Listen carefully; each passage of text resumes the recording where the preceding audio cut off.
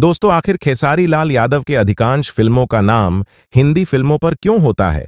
जैसे नगीना, संघर्ष, बेताब, सपूत, संसार, बंधन, खिलाड़ी और बहुत सी फिल्में हैं। क्या इन्हें कोई और नाम नहीं मिलता रखने के लिए? वो भी रखते हैं तो क्यों रखते हैं? आइए सब कुछ जानने की कोशिश करते हैं इस वीडियो में। दोस्तों, वीडियो काफी इंटरेस्टिंग होने वाली है, तो आप वीडियो को लाइक करके चैनल को सब्सक्राइब कर लीजिए ताकि भोजपुरी इंडस्ट्री से जुड़ी हर जानकारी आपको मिलती रहे।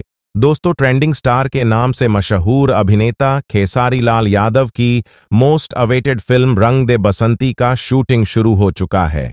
आपको बता दूं कि अभी हाल ही में इस फिल्म का फर्स्ट लुक हमें देखने को मिला था, जिसमें खेसारी लाल यादव को एक्शन के मूड में दिखाया गया था। खेसारी लाल के इस लुक को देखकर लोग काफी प्रभावित हुए हैं। उनको बस अब इस फिल्म के ट्रेलर का इंतजार है। खेसारी लाल यादव के फैन चाहते हैं कि जल्द से जल्द इस फिल्म के निर्माण का कार्य शुरू हो। दोस्तों, लोगों का इंतजार खत्म करने के लिए इस फिल्म के निर्देशक प्रेमांशु सिंह ने इस फिल्म की शूटिंग को शुरू कर दिए।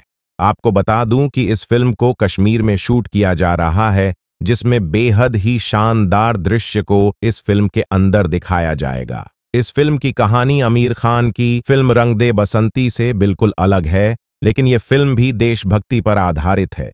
इस फिल्म में निर्देशन का काम प्रेमांशु सिंह कर रहे हैं। प्रेमांशु सिंह निर्देशन के कार्य में बहुत आगे है। दोस्तों, आपको बता दूं कि खेसारी लाल यादव की पहली फिल्म साजन चले ससुराल को इन्होंने ही निर्देशित किया था, जो काफी हिट भी हुई थी। फिल्म की निर्माता रोशन सिंह है और इस फिल्म का बजट 3 करोड़ रुपए बताए जा रहे हैं। दोस्तों, एक और जानकारी आपको बता दूं कि निर्देशक प्रेमांशु सिंह ने हाल ही में प्रदीप पांडेय चिंटू और आम्रपाली दुबे को लेकर भोजपुरी फिल्म कभी खुशी कभी गम की शूटिंग पूरी की है और उसके बाद वो इस फिल्म के कार्य में लग गए हैं। अब रही बात कि भोजपुरी फिल्मों का शीर्षक हिंदी फिल्मों के नामों पर क्यों रखा जाता है। यही सवाल जब भोजपुरी के निर्माता और निर्देशक से पूछा गया तो उनका जवाब कुछ इस प्रकार था। उनका कहना था कि भोजपुरी हिंदी से अलग हुई भाषा है। अगर हम हिंदी फिल्मों के नाम पर शीर्षक रख रहे हैं तो इसमें कोई समस्या नहीं है।